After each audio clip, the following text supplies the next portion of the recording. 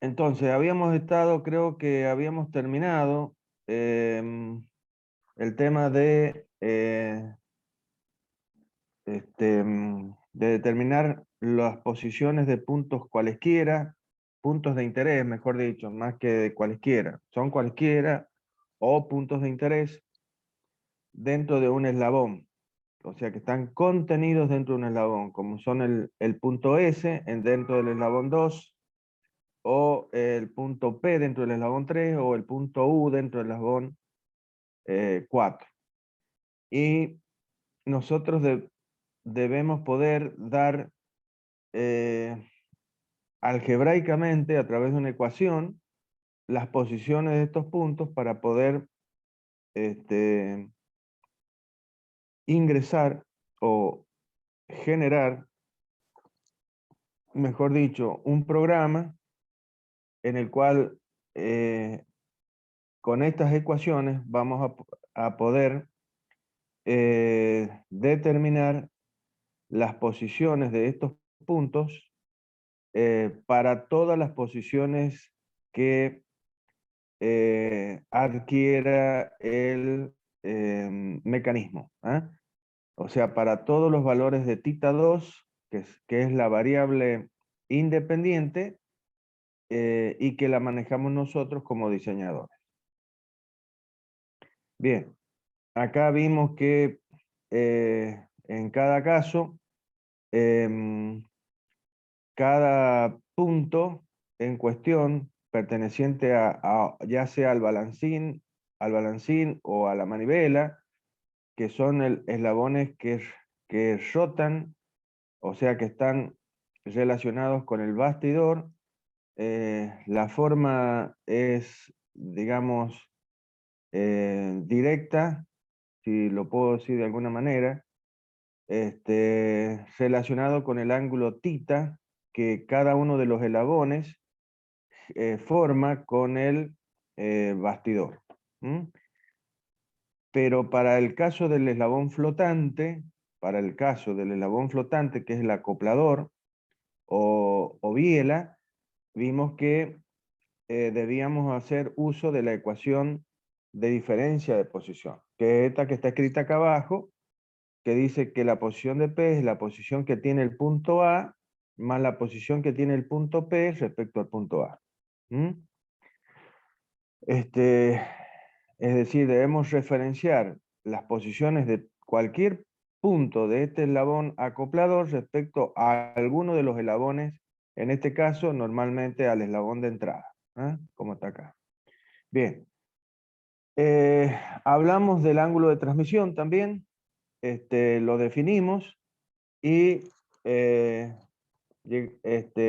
dijimos que una vez que nosotros podíamos expresar los ángulos de cualquier eslabón, o sea, el eslabón 3 a través de su tita 3, el eslabón 4 a través de su ángulo tita 4,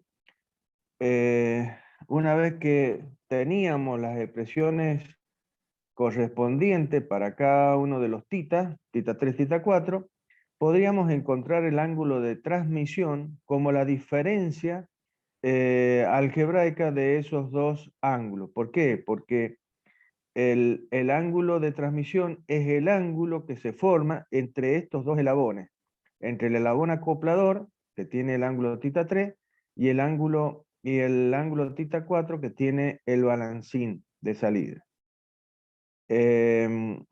O sea, el ángulo de transmisión es el ángulo formado entre cualquier eslabón acoplador y un eslabón balancín de salida. ¿Mm? Y lo habíamos generalizado porque para el caso del cuadrilátero articulado sabemos que tenemos un ángulo de transmisión, básicamente, que es el que está formado entre el acoplador y el balancín de salida. Ahora, podríamos tener un mecanismo de más eslabones, por ejemplo, 5 eslabones, y en ese caso, como vimos, vamos a tener dos juntas en las cuales se van a formar ángulos de transmisión. Y dijimos que era el menor ángulo el menor ángulo, o sea, el ángulo agudo que se forma de los dos ángulos que se forman en la intersección de estos dos eslabones. Que podía, este valor, mu, del ángulo de transmisión, es una medida de la calidad de la transmisión. Es decir, ¿por qué? Porque la fuerza que se va a transmitir del eslabón acoplador al eslabón balancín va a depender de este valor de ángulo.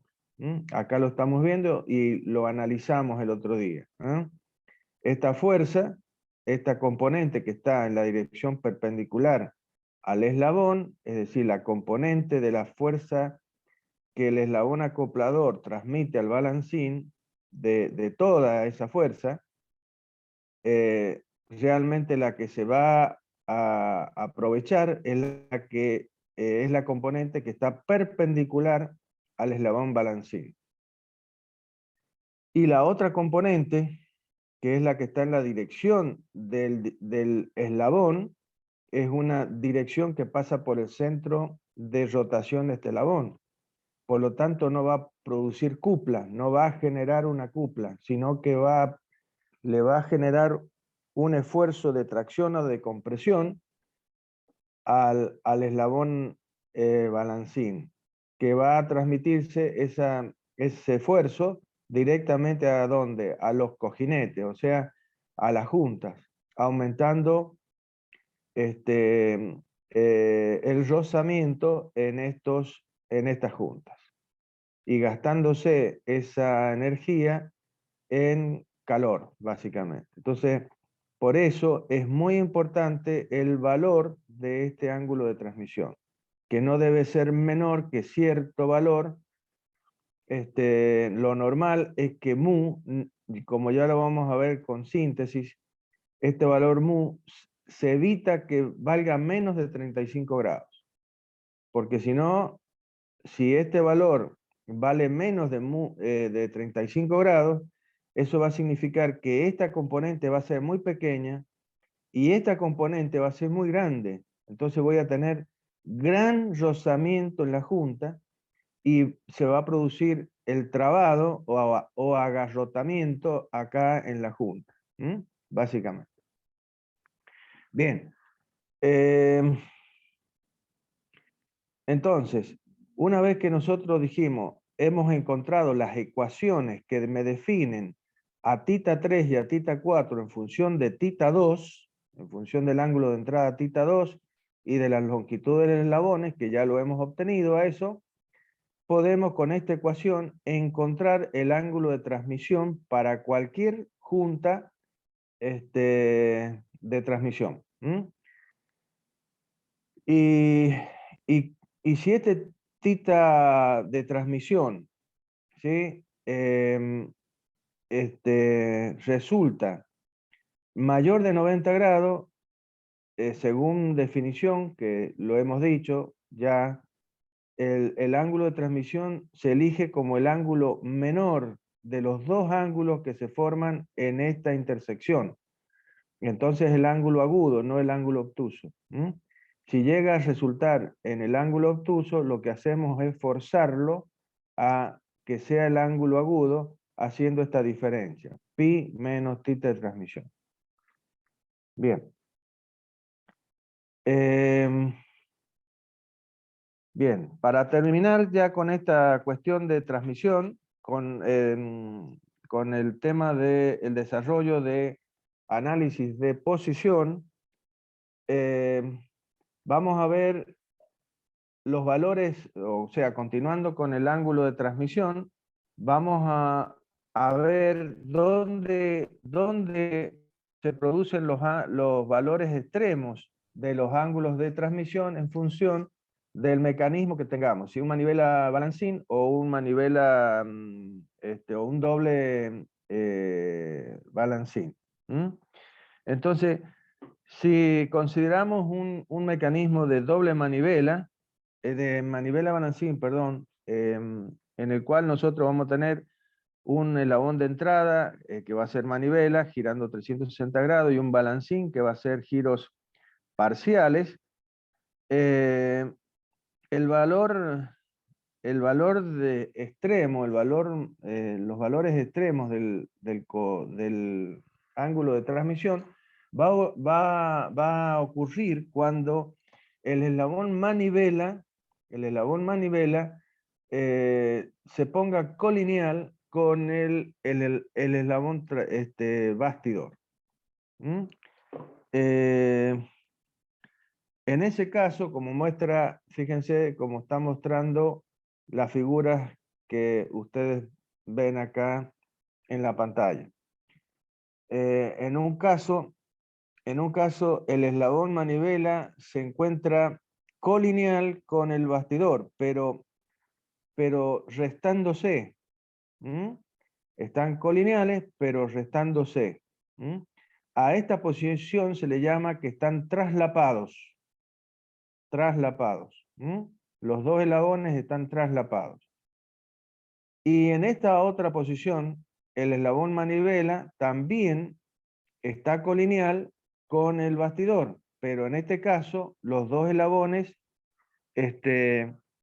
están sumados. ¿Mm?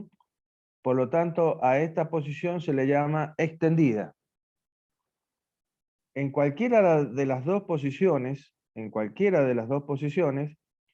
la configuración toma la forma de un triángulo.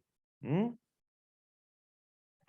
La forma triangular. Por lo tanto, nosotros para determinar el valor del ángulo de transmisión en ambos casos, vamos a poder hacer uso de la trigonometría. Y para ello podemos aplicar el teorema del coseno, para poder calcular el ángulo de transmisión mu, básicamente. En esa configuración triangular, los lados de los triángulos, en cada caso, son el eslabón 3, el eslabón 4, y como tercer lado, la suma o la diferencia de los dos eslabones, el eslabón bastidor y el eslabón manivela. En un caso restados y en el otro caso sumados.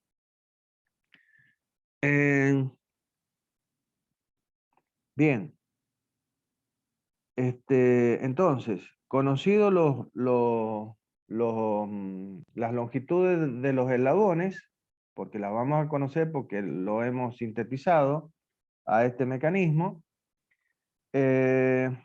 podríamos aplicar entonces el teorema del coseno. Entonces ahí tenemos el triángulo correspondiente para el caso de eslabones traslapados, entonces en donde vamos a poder aplicar el teorema del coseno, que decía que el lado opuesto al ángulo que necesito conocer, ¿sí? Va a ser que es D menos A en este caso, D que es la longitud del bastidor, menos A que es la longitud de la manivela, va a ser igual al cuadrado del eslabón acoplador más el cuadrado del eslabón balancín, menos 2 veces el producto de los dos eslabones por el coseno del ángulo mu sub 1. Bueno, y de ahí despejaremos entonces coseno de mu sub 1 y finalmente a mu sub 1, que va a quedar como el mu sub 1 igual al arco cuyo coseno vale todo esto que está acá, que es nada más que despejar de esta ecuación del coseno, del teorema del coseno, el valor del coseno de mu sub 1, y finalmente mu sub 1. Bien. Y para el otro caso, en ese caso, vamos a tener que los dos eslabones van a estar sumados. Entonces va a ser la posición colineal extendida. ¿Mm? Entonces en este caso, el valor sería gamma 2, el opuesto ¿a quién? Al lado que va a ser el D2, el D más en este caso, D más, más A al cuadrado. Acá hay un error. Acá hay un error. ¿A Acá dónde? sería D más A. Acá en el segundo, Manu. Perfecto, Ah, ya lo arreglo. sería D más A. En el apuro se nos ha pasado. Bueno, entonces esto sería D más A al cuadrado igual a B al cuadrado más C al cuadrado menos 2 gamma 2. ¿Ves? Pero aquí, ¿qué pasó? Que acá el ángulo que se forma en la intersección de los dos eslabones estaríamos indicando al ángulo obtuso, al más grande de los dos que se forman en la intersección. Entonces, calculamos este valor a través del teorema del coseno, y luego calculamos el ángulo de transmisión que va a ser el MUSU2, o sea, el obtuso, como pi menos gamma 2. Bien, estos son los valores extremos del eslabón del ángulo de transmisión para el caso de un mecanismo de manivela balancing. En el caso de un mecanismo de doble balancín de Grashof, ¿sí? Si tengo un mecanismo de doble balancín de Grashof, ¿qué va a pasar? Y que es un mecanismo, según habíamos visto, o sea, si era de Grashof, ¿qué tenía que suceder? Que al menos un eslabón gira giros completos. Por lo tanto, si es un doble balancín, ninguno de los dos eslabones adyacentes al bastidor va a poder girar 360 grados, sino que van a ser balancines, van a ser eslabones que van a ser giros parciales. Entonces, ¿a quién le queda la posibilidad de poder girar 360 grados? Al acoplador. Entonces, si el acoplador puede girar 360 grados, la junta entre el acoplador y uno de los balancines, el balancín impulsado, no el que impulsa, sino el de salida, el que es impulsado por el acoplador, en este caso sería este, ¿qué va a pasar? Y que el ángulo de transmisión mu puede variar entre 0 y 90 grados. O sea que puede tomar cualquier valor entre 0 y 90 grados. Básicamente. ¿Por qué? Porque ese eslabón puede girar 360 grados. Pero si estamos en el caso de un mecanismo de doble balancín de no Grashof, bueno, entonces ahí la cosa va a cambiar, porque en el caso de un no Grashof, ninguno de los eslabones va a poder girar 360 grados. Ni los balancines, por supuesto, ni el acoplador. Entonces, en ese caso, también haciendo uso de la trigonometría y del teorema del coseno, vamos a poder determinar el ángulo de transmisión usando el teorema del coseno. ¿Por qué? Porque sabemos que, como estamos viendo en la figura, cuando son las posiciones de agarrotamientos las que definen, ¿sí?, las posiciones de colinealidad entre dos eslabones. En este caso, el dibujado acá, a la izquierda, sería el caso en que el eslabón balancín de entrada y el acoplador están colineales. Y en esa posición, el mecanismo adquiere una configuración triangular, una forma triangular. Y en ese caso se forma el ángulo de transmisión mu.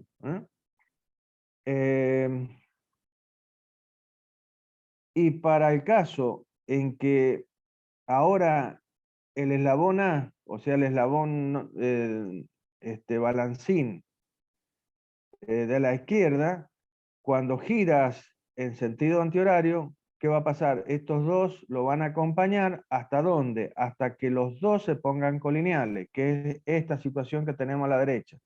Entonces, ahora el acoplador y el balancín de salida es el que va a tomar, van a tomar la colinealidad, llegándose a la configuración triangular. En ese caso, el ángulo de transmisión, ¿cuánto va a valer? 0, básicamente. ¿Eh?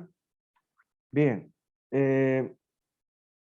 Entonces, en el caso en que tengamos el ángulo mu, vamos a poder calcular, como ya lo hemos dicho, para ese caso nu va a valer 0, o sea, nu vale 0, que es el ángulo que está formado, como vemos aquí, entre el balancín de entrada y el acoplador. Mu sería el ángulo entre el acoplador y el balancín de salida. Entonces, aplicando el teorema del coseno, vamos a poder determinar el ángulo de transmisión para un mecanismo de no-Grasov. Básicamente, aplicando esta ecuación, que la sabemos todos. Bien, por supuesto, todos estos datos, o todas estas ecuaciones las ingresaremos en un programa que luego, al correrlo dentro de una computadora, nos va a ir tirando todos los valores de los valores de transmisión, de los valores los valores extremos, los valores correspondientes a las posiciones, todas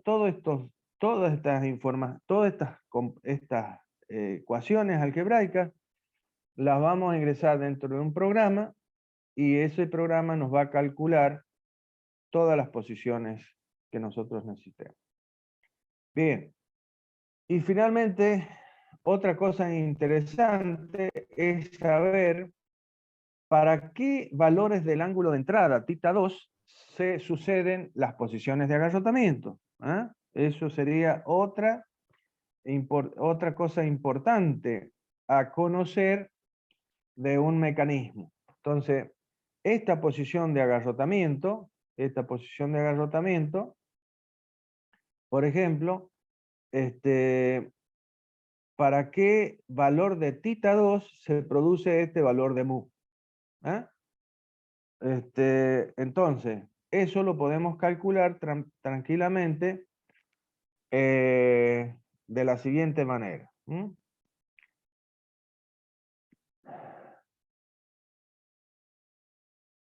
Bien, entonces, si tenemos el caso de un mecanismo de no-Grasov, de doble balancín, en una posición cualquiera, lo que vamos a hacer es trazar una línea de construcción, se llama, a esta línea A, que tenemos trazada acá con línea de trazo y doble rayita, que une, que parte en dos triángulos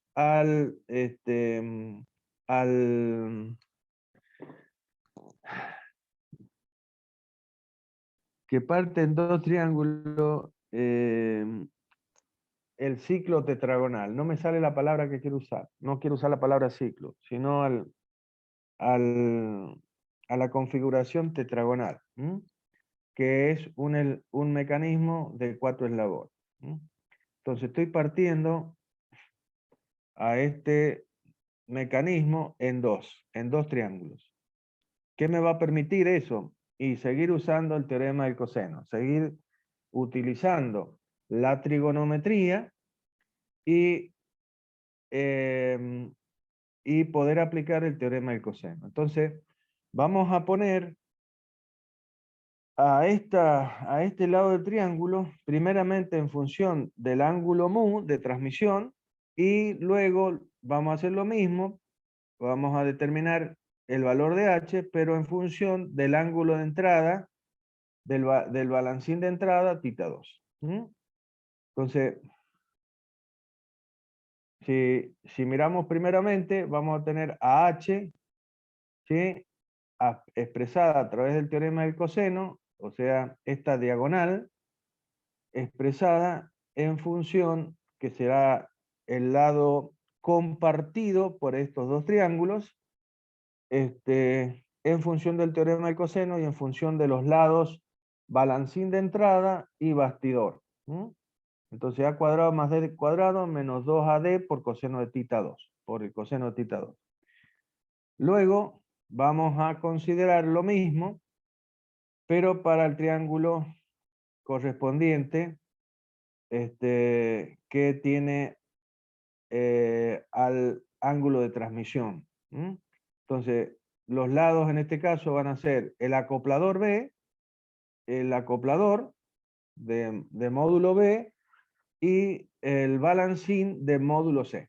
Entonces, h al cuadrado será B al cuadrado, acá falta un cuadrado, Manuel, más C al cuadrado menos 2bc coseno de mu. Tenés que revisarlo. Bien, Bien. bien.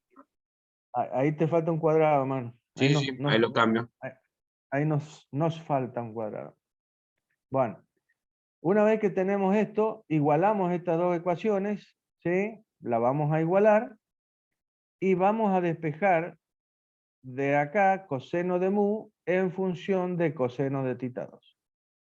Entonces, es básicamente pasar este término al primer miembro y todo lo que está en el primer miembro pasarlo al segundo miembro. Entonces por eso queda b al cuadrado más c al cuadrado menos a al cuadrado menos d al cuadrado.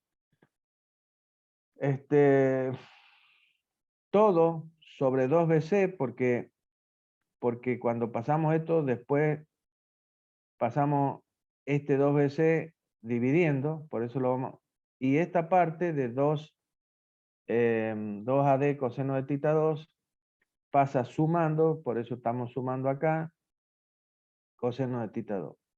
Y el 2 con el 2AD, el 2 de AD con el 2 de BC, se van y queda AD sobre BC. Bueno, es un despeje nada más, muchachos. Entonces, ¿cómo vamos a determinar los valores extremos del valor de tita 2 para el cual se produzca la posición de agarrotamiento? Y derivando esta ecuación. O sea, vamos a derivar, a diferenciar esta ecuación. Entonces, la derivada, sabemos qué es lo que es la derivada del coseno. Es el seno, va a ser el seno por el diferencial de u. O sea, seno de mu por el diferencial de u, de mu. Esto es una constante, por lo tanto será 0. Y esto es una constante que va a quedar como constante por la derivada de esto que va a ser seno de tita 2 por diferencial tita 2. Entonces, una vez que tengo esto, ¿qué vamos a hacer? Y vamos a despejar diferencial tita 2 en función de diferencial mu. Entonces, ¿qué hacemos? Y directamente estos dos pasan a aquel lado, por lo tanto van a cambiar, el que era numerador pasó a denominador y sucesivamente. Multiplicado por el seno de mu sobre el seno de tita 2. Entonces, esta ecuación diferencial nos va a permitir encontrar los valores máximos y mínimos de tita 2 en función de el ángulo de transmisión. Para esa ocurrencia de los valores máximos o mínimos va a ser cuando esta derivada sea 0. Bien, ahora ¿qué pasa? Si esta derivada es 0, no va a ser 0 porque estos valores sean 0. Nunca puede ser BC, A o D 0 porque son las longitudes de los eslabones. Son las longitudes de los distintos eslabones. Entonces, la única posibilidad que esta derivada sea 0 es que mu sea 0.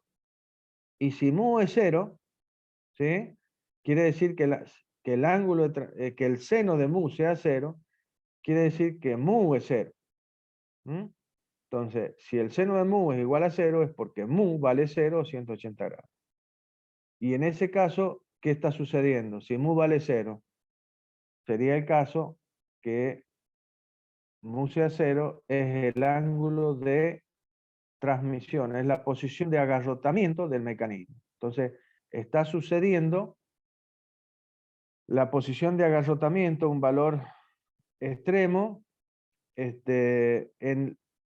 vamos a calcular el valor de θ2 para el cual se produce el agarrotamiento, que es lo que queríamos acá. Bien, ahora si seno de mu vale 0, si seno de mu vale 0, el coseno de mu, ¿cuánto va a valer? 1. Entonces, en esa situación, volviendo a la ecuación donde habíamos igualado para relacionar mu con θ, entonces este coseno de mu va a valer 1 o más menos 1. Por lo tanto, de esta ecuación vamos a despejar coseno de θ2 y finalmente a θ2. θ2 en función va a ser el arco, o sea, θ2 para la situación de agarrotamiento, va a ser igual al arco cuyo coseno vale todo esto que está acá, que es haber despejado de esta ecuación, que está acá arriba, a coseno de θ2. Como ustedes ven, bueno, despejemos, no hay ningún problema en eso. Bien. Entonces, esta ecuación nos va a dar el valor de θ2 que va a suceder dentro de el primero o segundo cuadrante. O sea que θ2 va a ser un valor que va a estar contenido o va a resultar dentro de entre 0 y 180 grados. O sea, entre el primero o segundo cuadrante, básicamente. Bien, vuelvo a repetir, esta ecuación, en función, ustedes, fíjense que todo está en función de las longitudes de los eslabones, nos va a poder permitir encontrar cuáles van a ser las posiciones en las cuales se van a producir el agarrotamiento del mecanismo. Y todo esto a través de un programa de cálculo. Bien. Con esto último, estaríamos dando final a lo que son el análisis de posición de los mecanismos. O sea, cómo dar la posición que significa encontrar, básicamente, en el caso de un mecanismo de cuadrilátero articulado, los valores